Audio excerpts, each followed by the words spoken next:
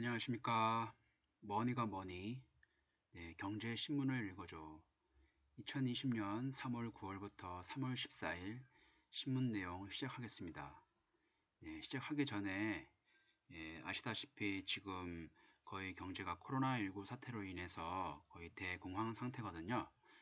저 같은 경우도 다우 지수가 많이 떨어져서 이거는 계속 떨어질 거라고 판단을 해서 며칠 전에 데드캣 바운스 때 그때 제가 가지고 있던 미국 주식, 구글 주식을 모두 전량 매도하였습니다. 그래서 한 두 달, 최소한 미니멈 두 달 이후 기다려 봤다가 바닥 저점이라고 판단을 한 후 공황이 끝났다고 생각이 되면 그때 다시 미국 주식, 아마존, 그 다음에 구글, 그 다음에 마이크로소프트 이렇게 세 개의 주식을 다시 매입을 할 예정입니다. 네, 내용으로 들어가면은 목차는 부동산, 경제금융, 주식, 종합면 매번 순서가 똑같고요. 내용으로 들어가면은 대주제, 압구정 현대 등 24곳의 재건축 기회 다시 준다. 3월 9일자 날짜 신문이고요. 서울시 일몰기한 연장 검토, 정비사업 진척 더디지만 주민 다수 원하면 지원할 것. 도시계획위원회에서 최종 결정, 재건축 억제 정책 바뀌나 촉각. 구체적인 내용으로 들어가면 서울시가 사업이 지연돼 정비구역 해제 대상이든 재건축 재개발 구역의 일몰 기한을 연장을 검토하기로 했다. 그동안 정비구역을 대거 해제해 오던 서울시 정책 기조가 바뀌고 있다는 분석이 나온다. 곽창석 도시화 공간 대표는 최근 서울에서 재건축의 첫 단추인 안전진단을 통과하는 단지도 줄을 잇고 있다며 신규 공급 부족으로 집값 상승세가 장기화될 수 있다는 전문가들의 지적을 서울시가 뒤늦게 일부 수용하는 모양새라고 말했다. 8일 서울시는 일몰 기한을 넘긴 시내 24개 정비구역에 대해 기한 연장을 적극적으로 검토하겠다고 발표했다. 일몰제란 사업 진척이 더딘 곳을 정비구역에서 해제하는 절차다. 조합 설립과 사업 시행 계획 인가 등 단계마다 기한을 두고 있다. 2012년 1월 31일 이전 정비계획이 수립된 구역에서 승인된 추진위원회의 경우 지난 2일자로 조합 설립 데드라인이 지났다. 또 추가적으로 구제금융에 따라선 형평성 논란이 불거질 가능성도 있다. 2011년 박원순 시장 취임 이후 주택가격 상승과 주민 갈등 등을 이유로 정비구역을 대거 해제해왔던 기조와 어긋나기 때문이다. 그동안 서울시는 뉴타운 추구 전략 등을 추진하면서 전체 정비구역 683곳 중 가운데 절반이 넘는 394곳을 해제했다. 일몰 연장 여부는 도시계획위원회와 도시재정비위원회에서 최종 결정된다. 서울시의 도시 및 주거환경 정비 조례는 주민 갈등 여부나 사업 정체 기간 등을 따져 해제와 연장을 결정하도록 규정하고 있다.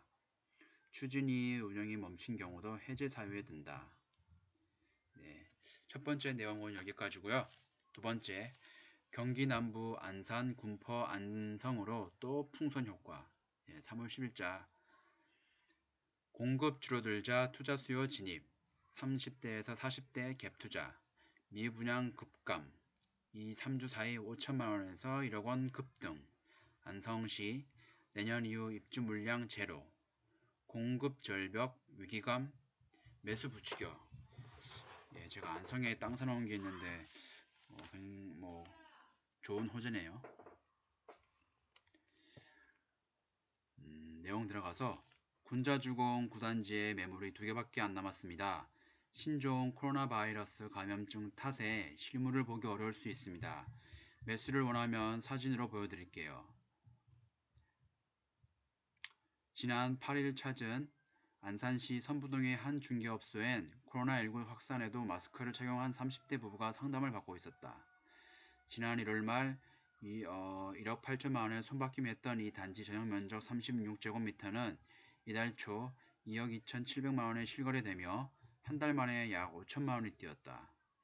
인근 공인회계사 대표는 지난 2, 3주 동안 손님이 몰리며 가격이 5천에서 1억 가까이 뛰었다.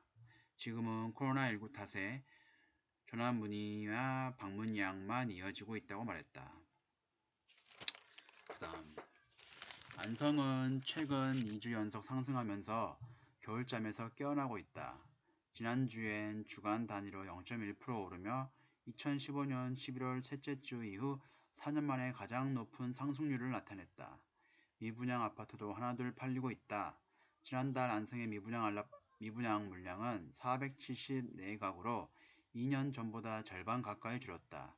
이곳 당황지구 삼정그린코어 더 베스트 미분양 물량은 600가구에서 200여 가구로 급감했다. 전문가들은 공급 절벽 위기가 매수 심리를 부추기고 있다고 지적했다. 명지대 부동산학 교수는 코로나19 사태에도 경기 과천, 인천, 청라 분양에 수만 명이 몰리면서 수도권 투자 수요는 입증된 셈이라며 4월 말 민간 택지 분양가 상한제 유예 기간이 끝난 뒤 아파트 분양이 급감할 것이란 위기의식이 매수 심리를 부추기고 있다고 말했다. 그 다음에 이미 서울 아파트 평균 전세가율이 50에서 59%까지 뛰었다며 아파트 공급이 제한된 상황인 만큼 이달 한국은행의 금리 인하 이후 전세 수요 증가가 시차를 두고 집값 상승으로 이어질 것으로 내다봤다. 네, 두 번째 내용은 여기까지고요. 세 번째, 코로나발 폭풍 전야, 불확실성 없어질 때까지 무리한 매수는 삼가해야. 3월 11일 날짜, 2008년 리먼 사태 한 달 만에 하락, 5년 지나 회복, 3, 4개월 지속된 강남 재건축, 투자형 부동산 충격 클 것, 가격 조정 대비 실수요자도 대출 줄이고 현금 비중 높여야. 네. 신종 코로나 바이러스 감염증 사태가 아시아뿐 아니라 유럽, 미국 등 전 세계로 번지자 부동산 시장에도 불안의 그림자가 짙어지고 있다. 사태가 장기화되면 2008년 미국발 금융위기에 버금가는 충격이 재현되면서 부동산 시장에도 악영향을 미칠 가능성이 제기되고 있기 때문이다. 전문가들은 불확실성이 사라질 때까지 지나친 대출을 낀 매수나 무리한 갭 투자 등 투자 목적의 부동산 매매를 지양해야 한다고 조언했다. KDI 연구위원은 4월 이내에 진정이 되면 큰 영향은 없겠지만 여름까지 가면 부동산 시장도 침체가 불가피할 것이라고 말했다. 먼저 주식 채권 시장이 반응을 하고 6개월 이후 부동산 시장의 충격 정도를 가늠할 수 있다고 말했다. 심교원 건국대 교수는 이런 분위기가 3, 4개월 더 이어지면 부동산 시장도 하방 압력이 본격화될 것이라고 내다봤다. 반면 홍춘호 EAR 리서치 대표는 코로나 사태가 장기화된다고 해도 채권에서 문제가 발생된다는 점에서 2008년 은행 위기와는 다르다며 저금리와 소득 증가로 주택 구입 부담 지수가 2008년 대비 30% 정도 낮아져 실제 체감하는 부담은 덜할 것이라고 분석했다. 박용갑 국민은행 연구원도 1997년 외환위기 때나 2008년 금융위기 때와 비교하면 국가들의 위기 통제 및 관리 능력이 좋아진 점도 고려해야 할 요소라고 말했다. 부동산 매수에 대해서는 거의 모든 전문가가 보수적 접근을 강조했다. 단기적으로는 정부 규제 등에 따른 풍선 효과가 나타날 수 있지만 충격이 본격화되면 전반적으로 시장이 동반 위축될 수밖에 없다는 분석이다. 당분간 투자 목적 매매는 지양하고 실수요자 역시 관망하는 것을 조언했다. 함영진 랩장은 공급 과잉 지역에 투자 목적으로 대출을 받아 집을 사는 것은 위험할 수 있다며 실수의 목적이라고 해도 이자를 최소화하고 현금 비율을 높이는 전략이 필요하다고 했다. 박원갑 위원은 특히 풍선 효과 기대 지역을 쫓아가는 것은 지양해야 한다며 충격 강도가 크면 전체 시장의 동조화 현상이 나타나기 때문이라고 말했다. 네, 세 번째는 여기까지고 네 번째 들어가면 집값 규제 반사이익, 꼬마 빌딩 몸값 껑충 3월 13일자, 주택 규제로 주택 수요 몰려 80억까지는 종부세 제외 매력. 은평구 13억 5천짜리 건물 3층 건물 2년 새 130% 올라서 32억에 거래. 코로나19로 자영업자 폐업 러쉬. 장기 상승세 꺾일 가능성. 대기업 임원을 지낸 A씨는 2017년 은퇴한 후 퇴직금과 대출을 활용해 서울 강남구 신사동 3층짜리 건물을 36억 9천만 원에 구입했다. 건물은 한 프랜차이즈 카페의 통으로 임대했다. 당초 단기 매도 전략으로 고려했던 A씨는 임대료를 받아 은행 대출 금리를 갚는 데 쓰면서 보유 기간을 계속 늘려갔다. 주변 건물 호가가 계속해서 올라가고 있었기 때문이다. 매도 시점을 저울질하던 A씨는 지난해 53억을 받고 건물을 되팔았다. 예, 투자 잘 했네요.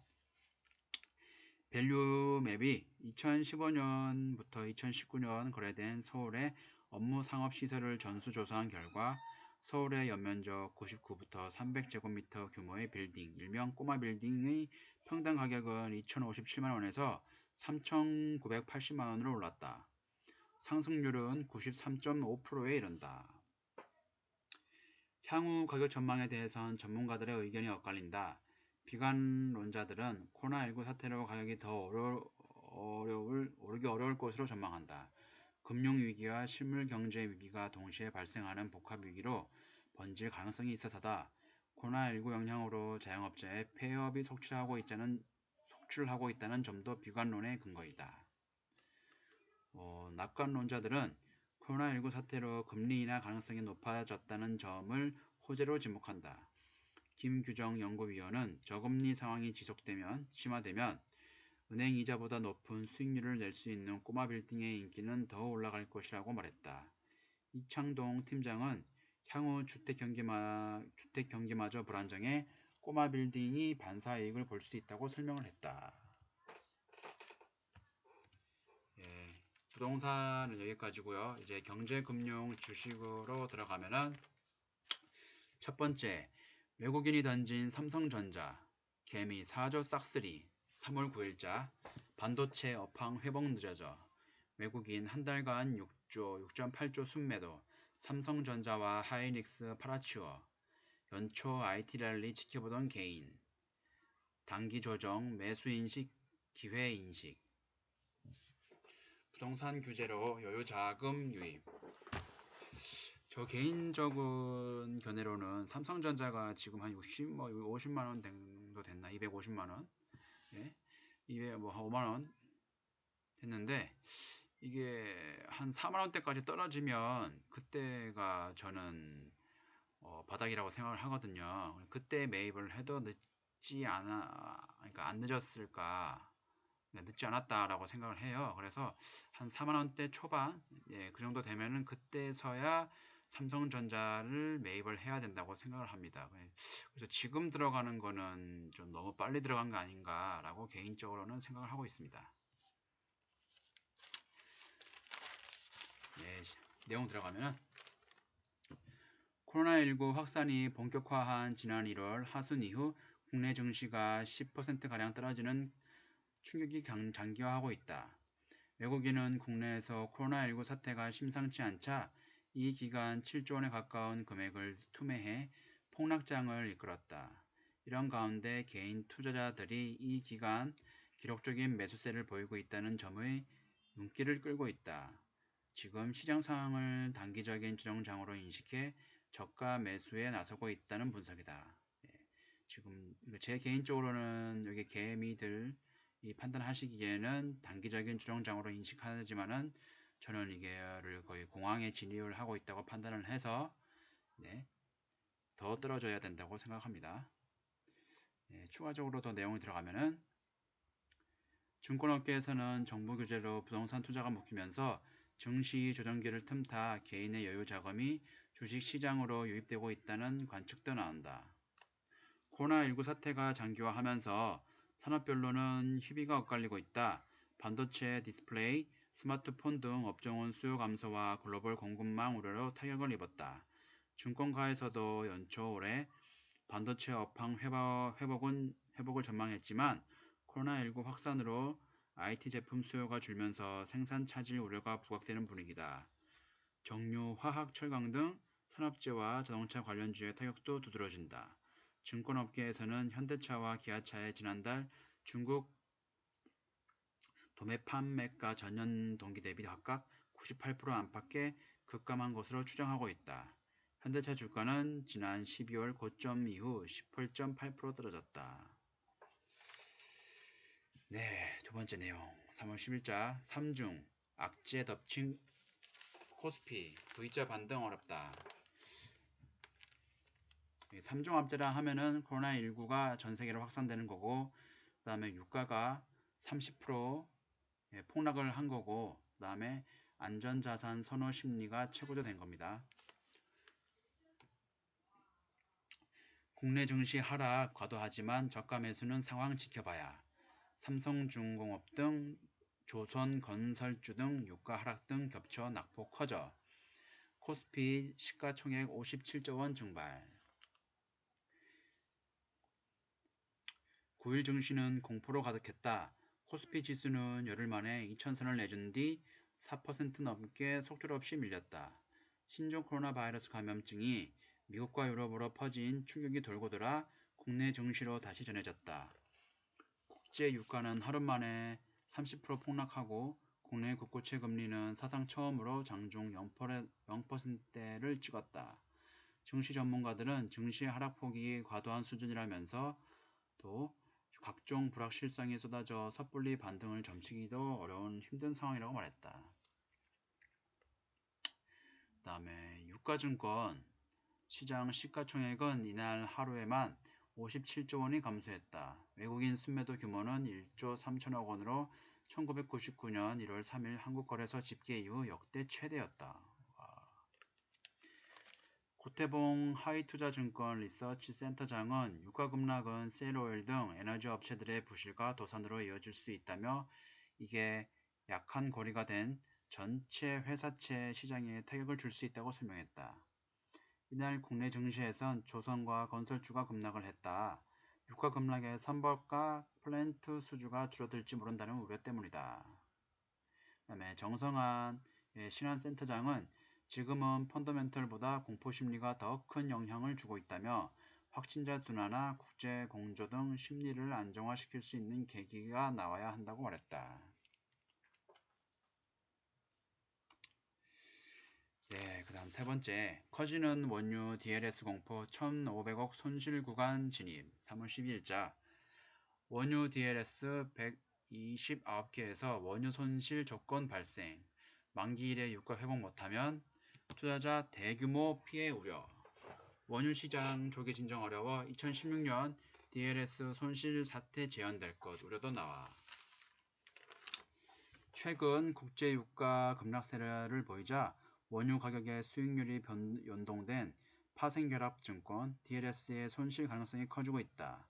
원금 손실, 녹인 구간에 한때 진입한 DLS가 1,500억 원 규모에 달하고 6천억 원 이상의 DLS가 유가의 추가 하락에 따라 투자자 손실로 귀결될 가능성이 있다. 2016년 유가 하락 당시 큰 손실을 낸 원유 DLS 사태가 재현될 것이라는 우려가 나온다. DLS는 주가지수, 원자재, 금리, 신용 등 다양한 자산 가격과 연동해 일정 기간 기초자산 가격이 일정 가격 범위 안에 있으면 약속한 이자와 원금을 지급하는 파생 상품이다. 반대로 가격이 범위 밖으로 벗어나면 원금 손실 가능성이 있다.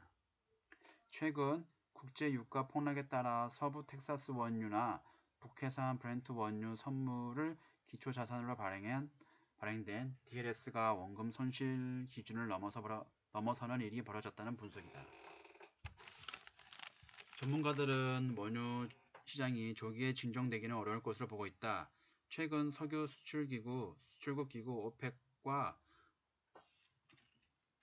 러시아 등 주요 산유국이 감산 합의에 실패하고 사우디아라비아 원유 수출 타격을 대폭 내리면서 치킨 게임에 들어간 상황을 악화시키고 있다. 골드만삭스는 올 2분기 유가 전망을 WTI 기준 배럴당 42달러에서 29달러로 낮췄다. 일각에선 2016년 유가 급락 당시의 원유 DLS 사태 재현을 우려하고 있다. 당시 유가가 20달러대로 추락하면서 원유 DLS 손실이 3,100억 원에 달했다. 심해진 삼성증권연구원은 미국이 증산이 이어지는 상황에서 오펙도 증산을 통해 대응했던 2015에서 2016년 석유 시장 상황과 비슷하다며 WTI 기준 2016년 저점인 배럴당 26달러에서 변동성을 열어둬야 할 것이라고 말했다. 원유 DLS를 뺀 다른 주가 연계 증권 ELS와 그다음에 DLS는 아직 손실 위험이 크지 않다. 국내 발행 잔액 상위 50개 ELS, DLS의 기초 자산은 코스피 200과 S&P 500, 니케이 등 대형 지수여서 기준가의 40에서 50%까지 떨어질 가능성은 작은 편이다. 네, 경제금융 주식은 여기까지고요. 그 다음에 종합면, 세계 뉴스를 위주로 해서 설명을 드리겠습니다. 오일 쇼크, 사우디랑 러시아 증산 예고에 유가 하루세 30% 폭락, 3월 10일자 감산 합의 실패로 사우디 하루 1000만 배럴 이상 생산. 그다음에 골드만삭스 브렌트유 20달러까지 20불까지 추락할 가능성이 있다고 경고. 저유가 미 에너지 기업 직격탄, 경기 침체, 연쇄 타격. 무섭네요. 8일 현지 시간 런던 IC 선물 거래소가 야간 시장을 열자마자 브렌트 선물 가격은 곤두박질기 시작했다. 정규 시장에서 배럴당 42달러로 마감했지만 불과 10분도 안 돼 40달러 아래로 추락했다. 장중엔 30달러가 떨어져 30%가 떨어져 31달러를 기록하기도 했다. 지난 금요일 10%가량 떨어진 것을 감안하면 며칠 새 40% 가까이 하락했다. 이어진 뉴욕 시장 야간 거래소에서 WTI 선물 가격은 장중 한때 27달러대로 떨어지기도 했다. 국제 유가가 이 가격에 거래된 것은 2016년 4년 만에 처음이다. 국제 유가 급락은 소비 위축과 맞물려 세계의 디플레이션 공포를 키우고 있다. 코로나19로 인한 수요 부진으로 국제 유가가 크게 떨어질 것으로 예상되자 오펙과 러시아 등이 포함된 오펙 플러스가 최근 감산 합의를 시도했다.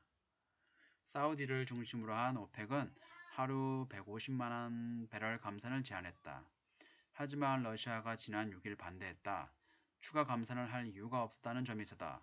이들은 이달 말 종료되는 시점 기존 감산 연장에도 합의하지 못했다.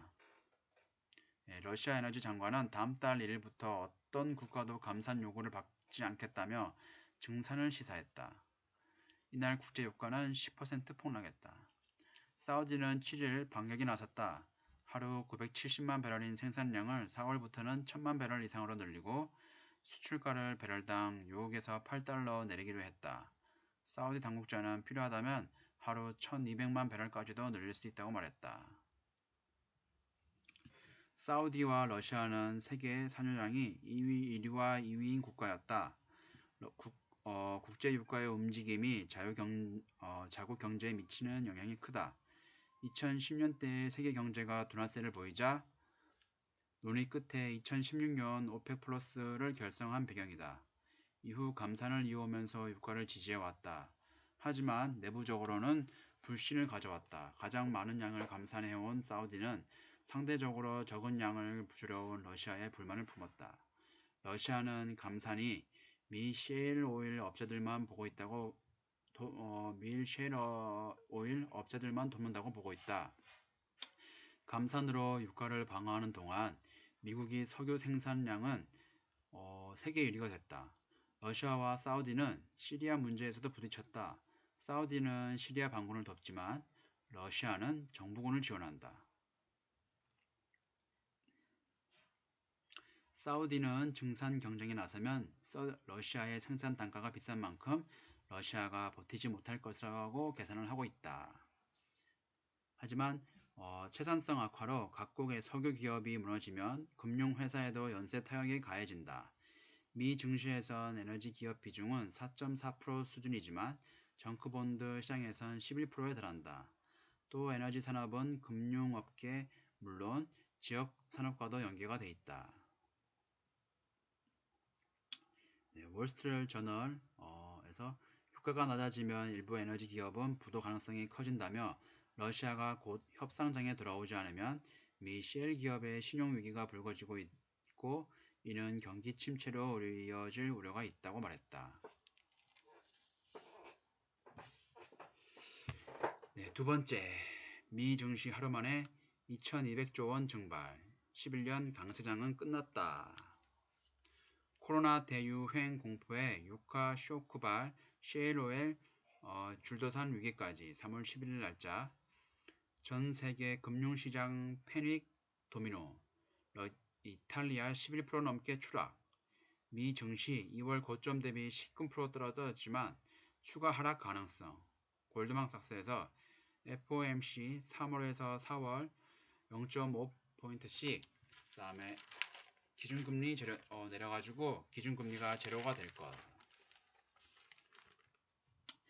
신종 코로나 바이러스 감염증 확산에 국제 유가 폭락까지 더해지면서 9일 글로벌 증시의 블랙 먼데이의 공포가 다시 나타났다. 코로나19의 직격탄을 맞은 이탈리아 증시는 하루 만에 11% 넘게 추락을 했고 셰일오일 업체들의 집단 부도 우려까지 나온 뉴욕 증시는 7% 이상 급락했다. 미국에선 2009년부터 11년째 이어온 강세장이 이번에 끝났다는 관측이 나오고 있다. 이날 증시에서 공포와 투매를 불러일으킨 것은 갑작스러운 국제유가 폭락이었다.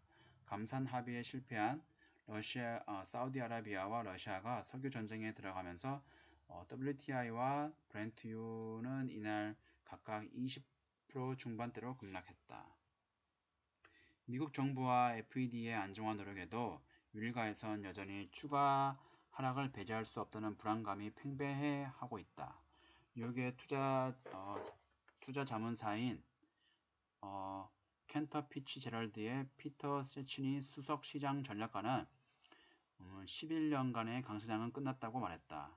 CNBC에 따르면 미 증시는 2차 세계대전 이후 약세장이라 하면 20% 이상 조정에 12번 진입했다. 약세장은 한 번 시작될 때 평균 14개월 진행되면서 30% 이상 낙폭을 보였다. 코로나19로 인한 뉴욕 증시의 낙폭은 현재까지 19%다. 네, 이제 마지막 세 번째, 미 증시 11년 만에 약세장 진입, 10% 이상 추가 하락 가능성. 3월 13일자 금요일 신문입니다. 글로벌 공급망 훼손 수요 급감, 2, 3분기 기업 실적 붕괴 불가피, 다우지수 최고치 찍고 실 9일 새 20% 하락, 세계 GDP 10%가량 줄어들 수도, 아시아 증시도 줄줄이 하락, 급락, 니케이 35개월 만에 1900선 붕괴, 코스피 장중 1800선 위협받기도. 세계보건기구 WHO가 신종 코로나 바이러스 감염증에 대해 세계적인 유행, 팬데믹이라고 11월 선언하자 오름세를 보였던 유럽 증시는 하락세로 돌아섰다. 미국 뉴욕 증시는 5%의 폭락세를 나타냈다. 외일과는 11년간 이어진 강세장이 막을 내리고 약세장에 진입했다고 보고 있다. 골드만삭스는 코로나19 확산으로 미국 기업들의 실적이 충격을 받을 것이라고 향후 10% 이상 추가 하락을 전망했다. 월스트리트저널은 2009년 3월부터 이어진 미국 증시 역사상 가장 길었던 강세장이 11일로 끝났다며 이는 글로벌 금융위기 이후 시작된 경기 확장기가 마지막에 달했다는 우려를 높인다. 그다음에 미국 골드만삭스 미국 주식 전략가는 공급망이 훼손됐고 많은 산업군에서 최근 수요가 급감하고 있다며 기록적인 금리 하락에도 2, 3분기 기업 실적 붕괴를 막을 수 없을 것 같다고 진단했다. 한국과 일본, 중국 등 아시아 증시도 부진을 면치 못했다. 한국 유가증권 시장에서는 코스피 지수가 3.87% 하락한 1834포인트를 기록했다. 지수가 1900선이 무너졌을 뿐 아니라 장중에서는 1808포인트까지 떨어지며 1800선을 위협받기도 했다. 일본 증시 니케이 지수도 4.41% 급락한 18,559로 거래를 마쳤다. 중국과 홍콩, 대만 증시도 큰 폭의 하락을 면치 못했다. 네, 이번 주는 대공황으로 진입을 했기 때문에 여러가지 경제 뉴스가 많아서 30분 정도 신문 내용이 있었네요. 파일이나 뭐 동영상이 필요하시면 저희 블로그 주소가 있으니까 이리로 들어가셔서 다운을 받으시면 될 것 같습니다. 네, 이번 주도 감사합니다.